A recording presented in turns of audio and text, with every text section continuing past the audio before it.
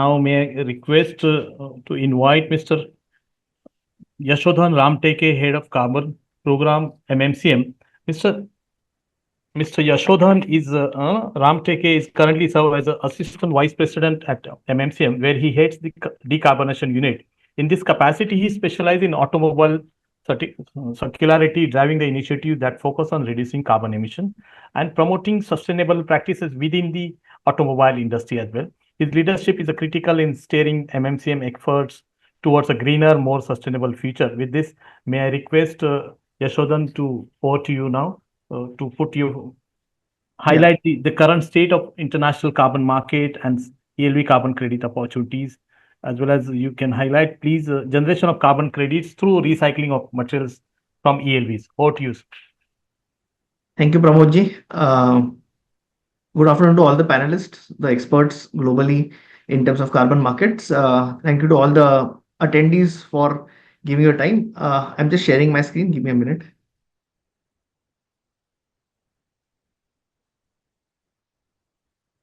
Yeah, today I will be talking about a very important subject and which is of very huge importance to India as a country. We are going to talk about end of life vehicle carbon credits. Uh,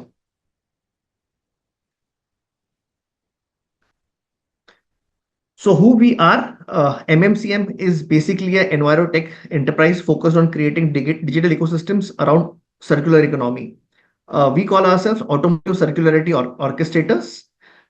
MMCM works with nearly all stakeholders in the automotive circularity domain, like recyclers, auto OEMs, material recovery, scrapping units, the banks, all the major stakeholders who are involved in automotive circularity.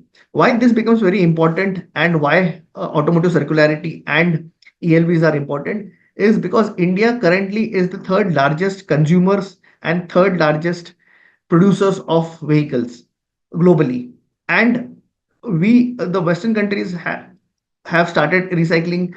ELVs tackled the problem quite early on, but India as a country, we have recently started. And we have to promote being such a huge country and with such huge consumption.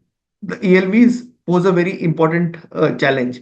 And the recyclers or the RVSFs play a very important and pivotal role in the success of this policy. So with this, I'll just go ahead and tell you, as I was telling you, that we are working with nearly most of the stakeholders in the automotive circularity industry, and we realize that the RVSFs, with the policy of government which has come of voluntary vehicle recycling, the success of the policy depends a lot on the RVSFs or the registered vehicle scrapping facilities. When in India, this being a very new setup, most of the RVSFs have put their setup, but the kind of uh, feed which they are getting is not up to the mark that they are profitable. So we were looking at opportunities where we can have some kind of financial viability funding to be provided to the RVSFs. When we were doing that, we started identifying if there can be any quantification of the savings, carbon savings, which this RVSFs are enabling. So with this in mind, the MMCM team started looking at UN CDM methodologies on material recovery and recycling. When we were doing that, we also consulted a lot of international and national experts on creating a carbon project from RVSF material recovery. Once this initial consultation happened, we started discussing the ELV scenario with one of our partners, that is HBAR Foundation. So HBAR Foundation specifies is an international foundation or an international chain where companies like Tata, Wipro, IIT Madras, Boeing, Dell are part of this chain, and they focus on ecological credits. So HBAR basically helped us in aligning the ELV projects with the CDM methodologies which are focused on material recovery and circularity. That is the point of time where HBAR introduced us to our UK partner, which is Dovu. Irfan is also one of the panelists who will take you into the details of the technicalities of it. But with HBAR and Dovu, we started using IWA framework and Guardian frameworks to register the credits on Dovu, which is a Hedera is on Hedera's platform, ecological credit platform. With this, with some two RVSFs as the pilot year, we were able to generate around 575 ELV credits, which were have enabled around savings of 345 tons of CO2. So this was a pilot phase which went on which went on very successfully, and we have sold more than half the credits on an international platform. After the pilot phase ran into a successful stage, we then started creating a project with most of the working RVSFs in India. And then we realized all the steps of actually creating a carbon credit project. The pilot phase was just ELV credits. This was not a carbon credit project, but it had enabled the carbon savings. But now we are moving towards a more traditional carbon credit generation process. So I'll tell you what are the specific steps which we are doing when we are actually enrolling RVSFs to able to help them generate carbon credits and the issuance process. So one of the first process is we do the KYC checklist of all RVSFs. So when they have started all their compliances, everything is done. Once the checklist of RVSF is done, the second phase which goes is the feasibility study for the data. So the data assessment is done, what kind of data they are keeping, what is the data giving. Once the KYC and the data stage is over, the next stage is very important, which is the operational audit of RVSF. So MMCM expert teams, plus we have some partners who are third party auditors, they visit the RVSF and look at their operations. So operations of RVSF is very, very important because this determines the kind of credits which the RVSFs can generate. So two RVSFs scrapping the exact number of vehicles may generate different carbon credits. Most of this will depend on the operational ability of the RVSF. So that operational ability depends on what kind of power source they are using. If they're using a renewable source, definitely their carbon savings will be more. What kind of equipments are they using at their RVSF location? Are the equipments more power intensive, or are they friendly? What are the compliances which they are doing with the government norms and all these things? So process streamlining is also very, very important when it comes to carbon credit generation. After the operation audits are done, the next step, which is very important for MRV, is that we have developed a data capturing mechanism, which is a DMRV enabled data capture mechanism. This ensures that there is a complete traceability to each individual vehicle which is being scrapped. So the problem of greenwashing and double counting is completely taken care of. Once this data is captured through DMRV, the next stage which comes in the process is the audits by the standards registry and validation and verification body.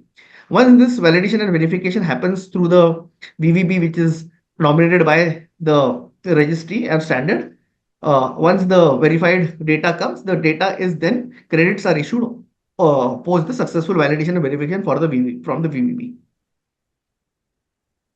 So when we are now, after talking about the process, let us say that what exactly is the calculations which goes behind the carbon savings.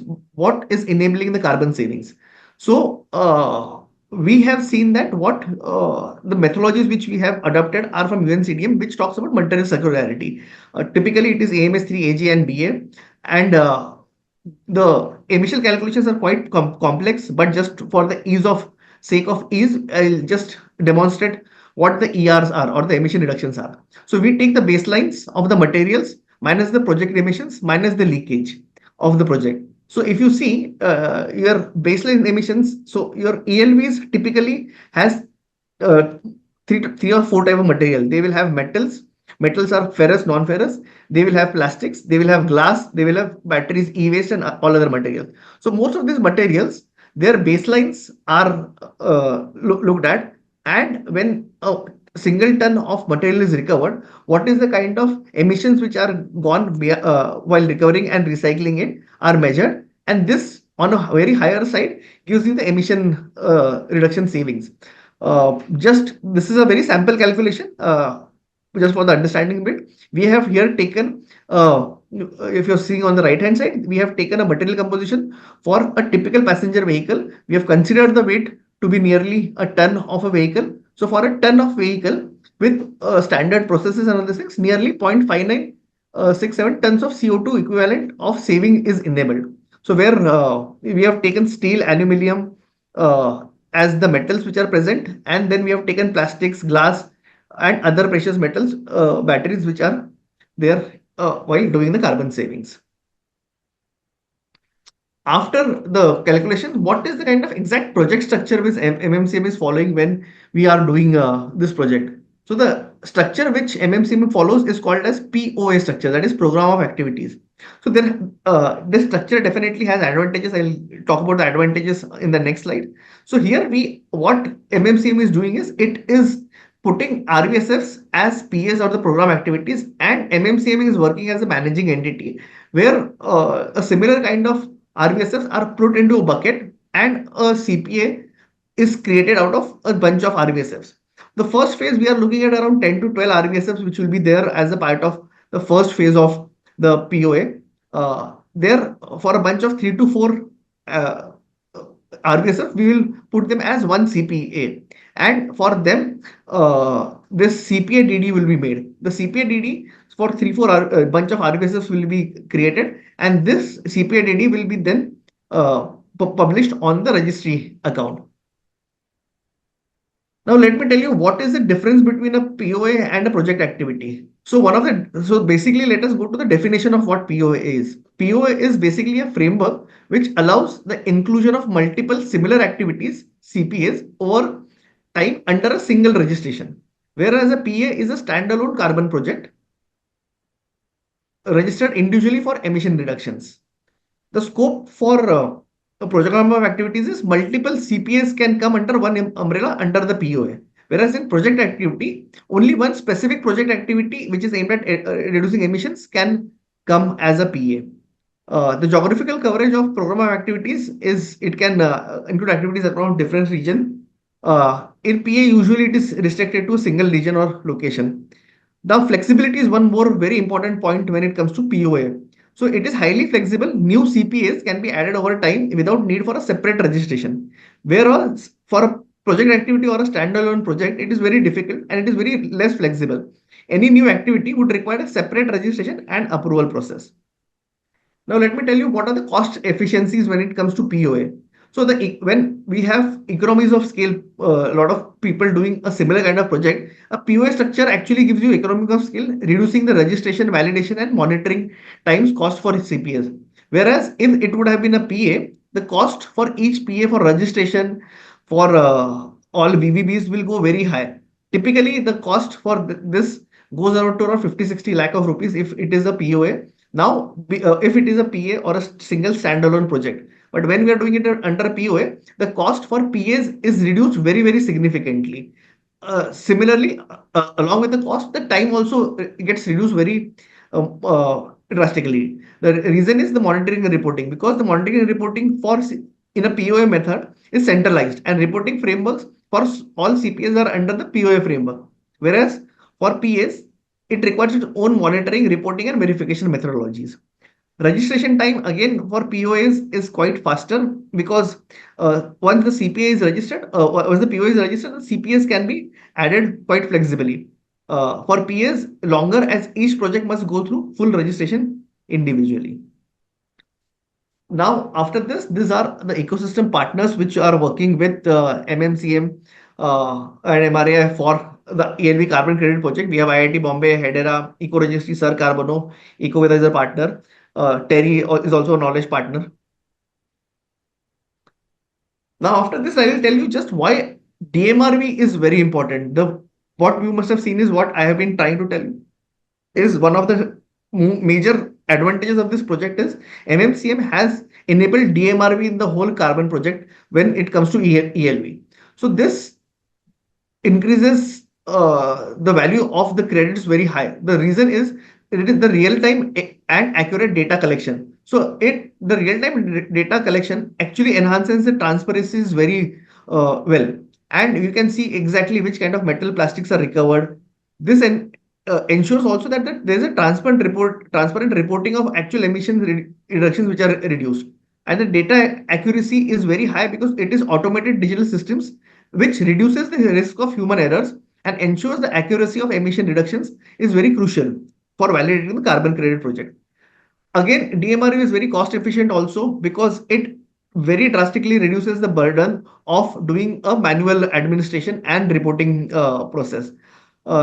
Also, because it is DMRV enabled, the verification also can be done quite fast, which again reduces the time and manual effort of verifiers also to get the project verified. DMRV also makes this project very scalable because there is a streamlined reporting. DMRV simplifies the complex process of tracking emission reductions and material recovery across multiple recycling facilities. It enables scalability by automating the monitoring of large volume of ELV processed across different locations. And it also increases efficiency by faster verification process. DMRV also improves the compliances and traceability.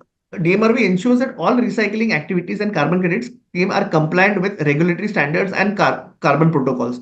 It makes it easier to track the entire life cycle of ELVs and verify the end use of recycled material. Traceability of material is very important. It allows for complete traceability of material recovered from ELVs, ensuring that credits are issued only for a legitimate recycling activity and reduce the potential for fraud or double counting of carbon credits. Again, it enhances the stakeholder confidence because all the process is very transparent. Even the buyer, when he is actually trying to buy a ELV credit, he can be very assured that every traceability is maintained, and even the credit with the fractional credit to the last vehicle is possible through the DMRV process. And this also will help the buyer uh, take care of the greenwashing claims.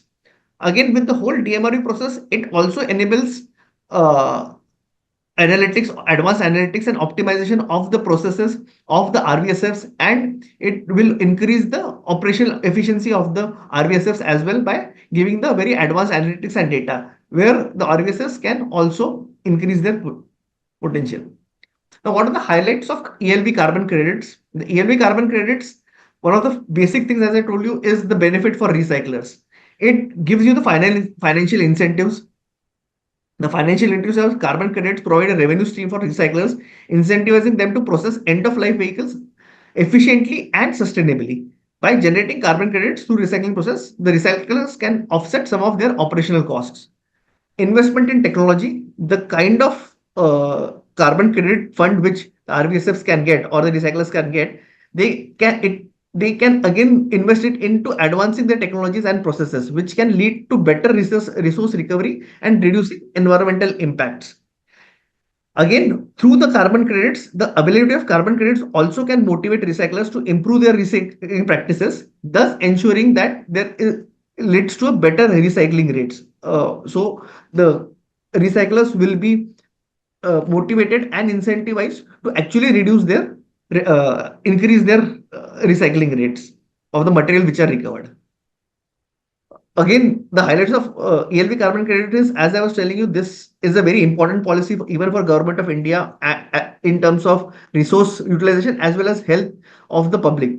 So this policy or this ELV carbon credit aligns completely with the policies of government of India, the VVMP, which aims to promote responsible vehicle disposal and recycling. Carbon credits can support these goals by providing a financial mechanism that encourages compliance with policy. Promoting best practices by linking carbon credits to best practices in recycling, VVMP can foster a culture of sustainability among manufacturers and recyclers alike, and reinforcing the importance of responsible end of life vehicle management. The carbon credits can also help measure the environmental impact of recycling operations, providing data that supports the effectiveness of VVMP in reducing emissions associated with vehicle disposal. Now, one of the major sectors, as Sanjay ji also was telling, and some of the panelists were telling before, that automobile sector is a huge contributor to the GDP in terms of GDP, but it is also a huge contributor to the GHG gases. So decarbonization of automobile sector is very important, and the ELV carbon credits will play a huge role in decarbonization of automobile sectors. It reduces the greenhouse gas emissions by incentivizing the end of life vehicles in carbon credit to promote use of material in new vehicles, thereby lowering the overall carbon footprints of the automobile sector. Again, through the ELV carbon credits enables better tracking and accounting of emissions throughout the vehicle life cycle, encouraging stakeholders to adopt practices that minimize their environmental impact. one of the major things again what it will do is encourage sustainable designs in the automobiles itself. The framework of carbon credit can promote the design of vehicles that are easier to recycle, further enhancing sustainability and reducing waste in the automobile sector. So scope 3 category 12 talks about end of the emissions which are there from the end of life processing. So with this data it would be very important for auto OEMs to take the this data and promote designs which are more friendly towards end of life recycling. With this, I end my session. Thank you. Thank you, Yashodhanji. Thank you for your such a elaborative and very exhaustive presentation. I'm sure definitely we are going to email this presentation to all these stakeholders who are joining today's webinar as well as our existing customers also. It is very informative to all of us. Just to one quick question that you mentioned about that the benefit of recyclers. How do you see that the benefit of end of life vehicles recyclers? I know that they are operating at a very minuscule capacity utilization, and then how this your solution, your package will be helpful for them to generate the carbon credits while doing this in India. Thank you, Pramodji, for the question. I think this is very important. We have been listening to the policy being in a place in India, and with the policy, there were a lot of people who want recyclers who are very responsible and wanted to help the policy by implementing this their RVSS. The kind of investment which has gone into the RVSS is quite huge, and the processes which they are following are also in line with what most of the good RVSS are following, what government and the local bodies are telling them to follow. So with all the infrastructure which has gone inside the cost and the processes which they are following, there is a huge financial viability gap for the recyclers because the feed of ELVs which was expected to come is very less in India. They are facing a huge competition even with the unorganized sector.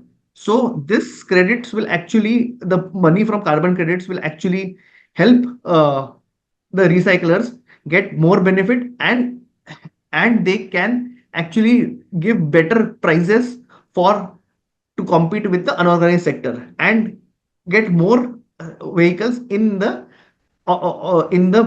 formal recycling way.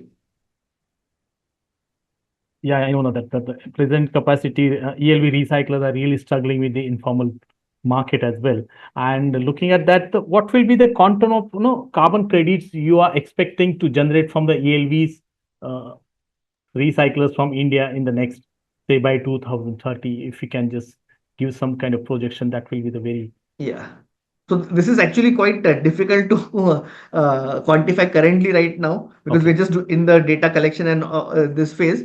But as I told you, on with some of our initial calculations, what we saw that nearly for a ton of vehicle with the right kind of processes followed, and if the emissions followed, nearly zero point 0.7, zero point 0.6 tons of carbon emission savings are enabled.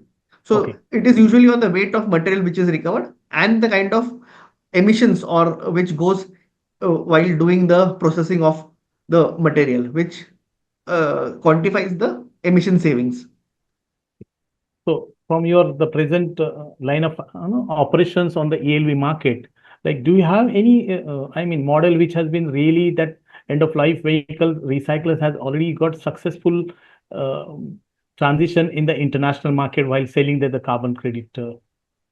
So for ELVs, there are not any cases, but for material recovery and material recycling, there are quite good cases. In fact, one of the very good cases is in India, where we have Atero as one of the e-waste recyclers who has Okay. successfully registered his project in UNCDM. And the project was live from 2013 till 2023.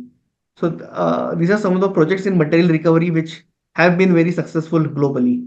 There are projects throughout the world also. I think we have my other panelists who are expert in the global market, Irfan and Tindeep, may also throw some lights on the international projects. Okay, thank you very much, Yashodhan. We will take some questions from the audience. I would request the attending delegates can put forward their particular questions to the Yashodhan in the chat box so that which we can take it in a later stage. So